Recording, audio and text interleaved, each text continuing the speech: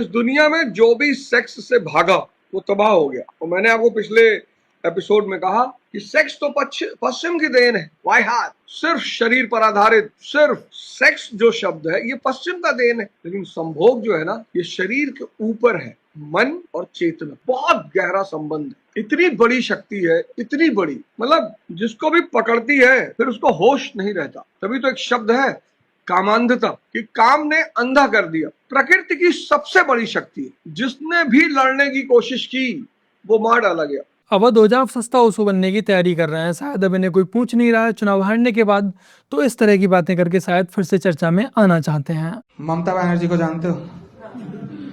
मेरे पापा ने मुझे एक बहुत ही अजीब सा व्हाट्सएप फॉरवर्ड भेजा कि जो ममता बनर्जी है ना, उसकी सीक्रेटली एक मुसलमान से शादी हो चुकी है। मुझे लगा ठीक ही है, और कौन करेगा दीदी से शादी।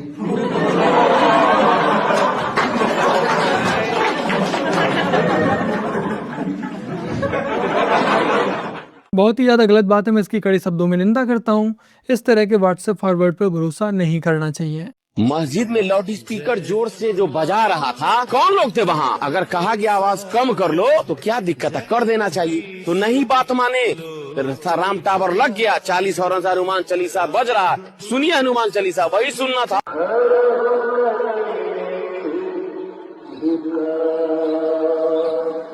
तो राणा मेरे प्यारे भाई की हालचाल मजा में एक बार फिर से सबका स्वागत है अपने चैनल द पेटेट ऑफिशियल में। और मैं आपका भाई दुर्गेश लेकर आ चुका हूँ एक और नई वीडियो।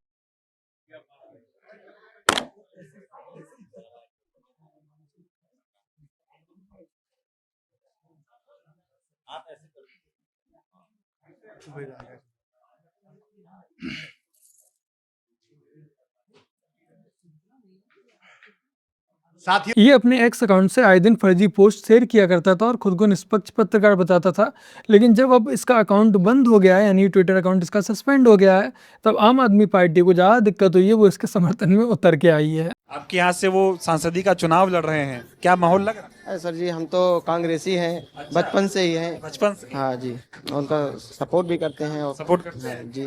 वोट दे रहे हैं कांग्रेस? सर ये वोट वाली बात अभी वोट वाली नहीं, वोट वाली मत करो।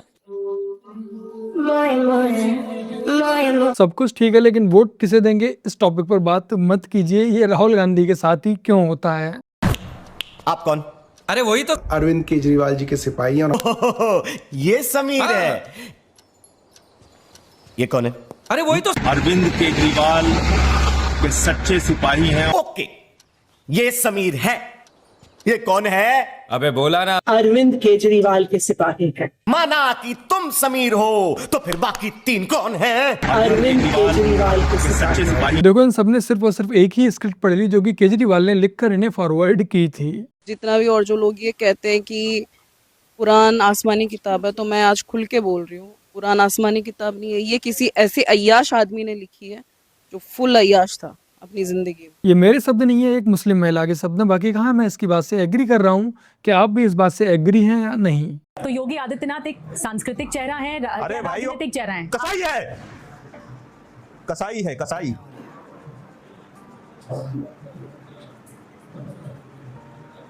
विचारधारा का फर्क है, वो भी तो सनातन के रक्षक है।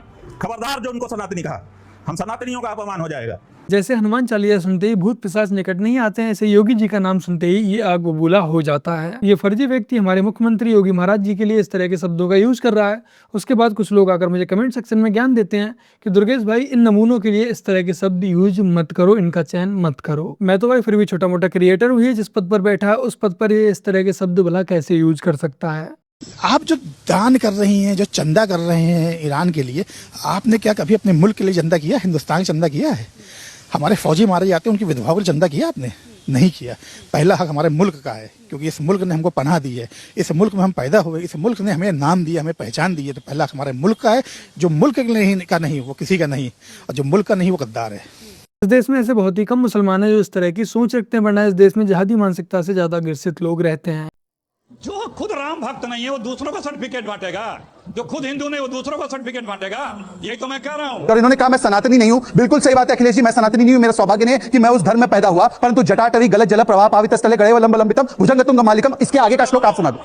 इसके आगे की पैराग्राफ आप सुना दो। आप तो सनातनी है, मैं तो ठहरा भारतीय मुसलमान। आप ये मत समझिए कि मैं हिंदू नहीं हूं, मैं इस देश में जन्मा हूं तो मैं इस देश का हिंदू ही हूं मैं भारतीय मुसलमान। पर मैंने आपको चुनौती दी है, मैंने शिव तांडव स्तोत्रम का जो सुनाया है उसके आगे की अगर आपकी हैसियत हो तो सुनाइएगा, अन्यथा कभी किसी भारतीय मुसलमान को यह मत होगा कि तुम सनातनी नहीं हो। जवाब दे दीजिए।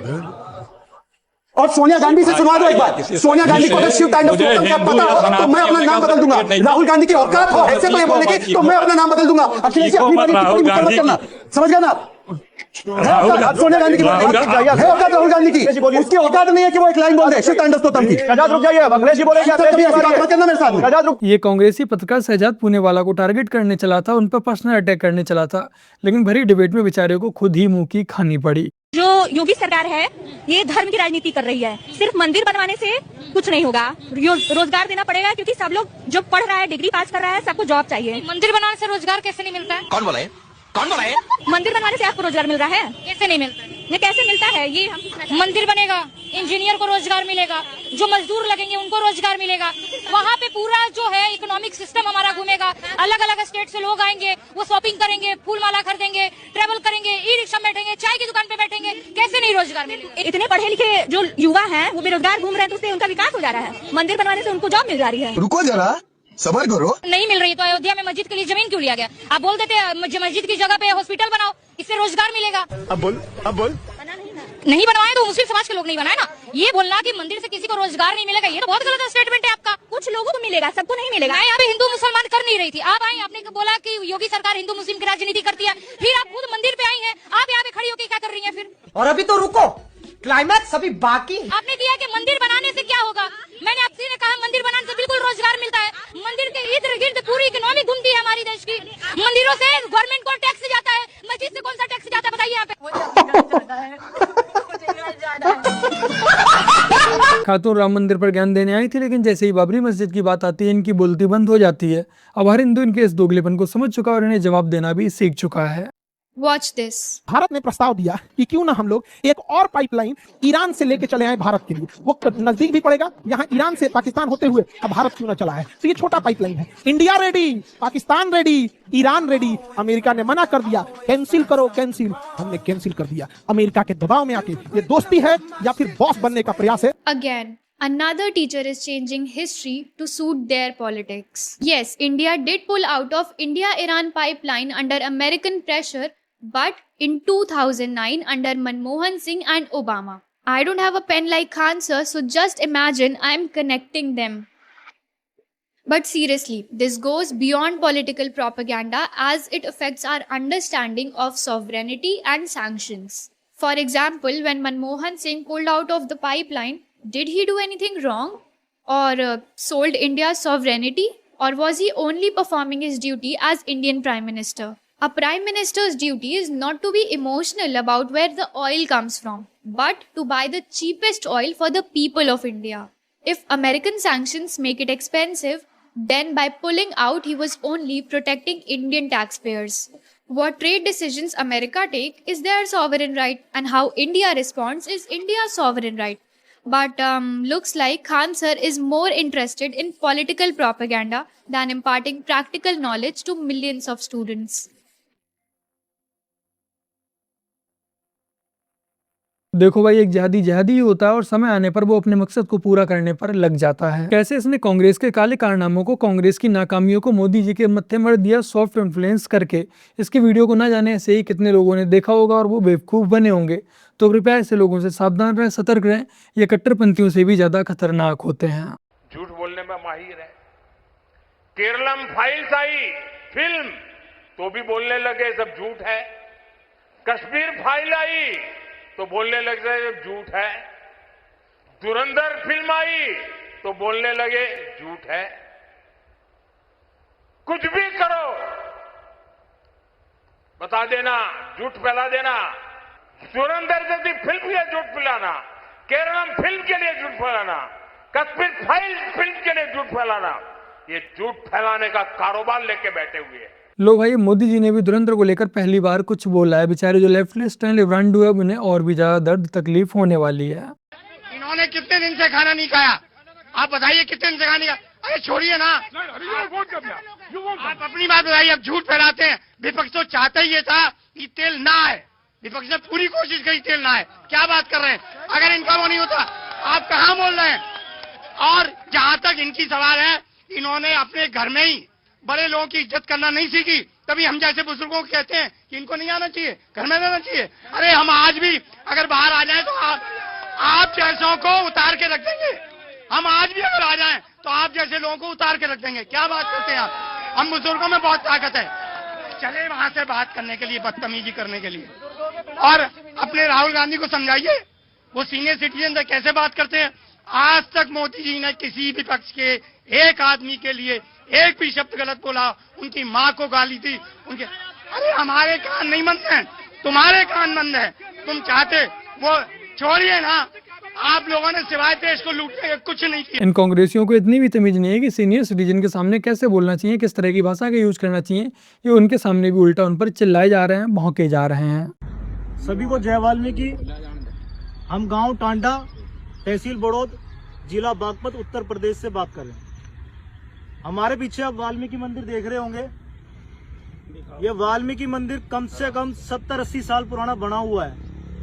और हमारा गांव जो एक मुस्लिम बहुल गांव है, ज्यादातर लोग इसमें मुस्लिम हैं। हमारे वाल्मीकि समाज के जो लोग हैं, इसमें चंद ही घर हैं। और ये जमीन देख लीजिए, पहले आप जमीन दिखा भाई। ये सारी की सारी जमीन जो है वाल्मीकि मंदिर की जमीन है, जिसको हमारे पूर्वज पता नहीं सैकड़ों वर्षों से इस्तेमाल करते आए हैं। लेकिन अब कुछ लोगों ने इस जमीन को हथियाने के लिए इसको वक्फ बोर्ड में चढ़वा दिया है। हमारे से हमारा मंदिर छीनने की कोशिश कर रहे हैं। क्या हमें अपने इष्ट की पूजा करने का भी अधिकार नहीं है? अगर हमारा मंदिर या हमारे मंदिर की जमीन 1 इंच भी छीनी गई, या प्रशासन ने इस मंदिर को 1 महीने के अंदर वाल्मीकि मंदिर के नाम से नहीं चढ़ाया, तो हम पूरे के पूरे वाल्मीकि समाज के लोग जो इस गांव में रहते हैं, हम ये गांव छोड़कर चले जाएंगे। चले जाएंगे जी, गांव छोड़कर चले जाएंगे। तो ये बागपत जिला, तहसील बड़ौद, गांव टांडा में वाल्मीकि समाज को बहुत ज्यादा प्रताड़ित किया जा रहा है, कुछ लोगों के द्वारा और कुछ अधिकारियों के द्वारा। हम नहीं चाहते भी किसी तरह का विवाद हो, कोई कानून व्यवस्था खराब हो, लेकिन हमारा हक हमें दिया जाए। ये जो जमीन है ना, ये रोड पे है, और कुछ डीलर और कुछ लोग मिलके ना इसको हथियाने की कोशिश कर रहे हैं। हम मर जाएंगे लेकिन इस जमीन को जाने नहीं देंगे, या फिर हम इस गांव को ही छोड़ के चले जाएंगे। और इसकी जिम्मेदारी बागपत प्रशासन और सीएम योगी आदित्यनाथ जी की होगी। हम चाहते हैं हम हिंदू धर्म के लोग अपनी पूजा पाठ, अपने भगवान वाल्मीकि जी पूजा पाठ जैसे पहले करते आए हैं, ऐसे ही करते आए। ये जमीन हम 1 इंच भी नहीं जाने देंगे। क्यों नहीं जाने देंगे जी? अगर हमें गांव छोड़ना पड़ा, छोड़ देंगे, चले जाएंगे, बिल्कुल छोड़ के चले जाएंगे जी, बिल्कुल गांव में थे, बिल्कुल नहीं रहने का यहाँ सी। हम हिंदू, हम वाल्मीकि समाज के लोग गांव छोड़कर चले जाएंगे। हमारी ज़मीनों को हड़पा जा रहा है, हमारे मंदिरों पर कब्जा किया जा रहा है। ये जिस गांव में रहते हैं ज़्यादातर मुस्लिम ही रहते हैं, और मुसलमानों के पास एक बहुत ही बढ़िया धारदार हथियार है जिसका नाम है वक्फ बोर्ड। इन्होंने यहाँ पर अपना वक्फ बोर्ड निकाला और हिंदुओं की जो मंदिर वाली ज़मीन थी वहाँ पर कब्जा करना स्टार्ट कर दिया, उसे वक्फ बोर्ड के अधीन बताना स्टार्ट कर दिया। और जैसा कि आप लोग जानते ही होंगे कि जहाँ पर मुसलमानों की संख्या ज़्यादा होती है वहाँ पर ये भाईचारे वाली स्कीम लागू नहीं होती है। बाकी का मेरा योगी जी से यही आग्रह है कि इस ओर भी अपना थोड़ा ध्यान अवश्य दीजिए। 2016 में 1 महिला का मेडल आता है, मेरा आया, और अगले 8 साल में 14 और मेडल जुड़ते हैं। 14 मेडल्स, 1:14। आप देखिए प्रोग्रेस। 1972 में मुरलीकांत पेटकर जी का पहला मेडल आता है, और 1972 से 2016 तक टोटल 48 साल में 12 मेडल आते हैं। लेकिन 8 साल के अंदर 2 पैरालंपिक्स में ही 48 मेडल आते हैं। वाह, क्या बात है। आप स्टैटिस्टिक्स देखिए, जहां पे प्रधानमंत्री मोदी जी खुद फोन करके आपको सराहते हैं, जाने से पहले आपकी पीठ थपथपाते हैं, आने के बाद आपकी पीठ थपथपाते हैं, जमीन पर बैठ के आपका स्वागत करते हैं। तो बस मेरे प्यारे भाई बहनों, आज की अपनी इस वीडियो में इतना ही। वीडियो को लाइक, शेयर, कमेंट और अपने इस चैनल को सब्सक्राइब ऐसे कर लीजिएगा। चलिए फिर मिलते हैं नेक्स्ट संडे, तब तक के लिए जय हिंद, वंदे मातरम, जय श्री राम।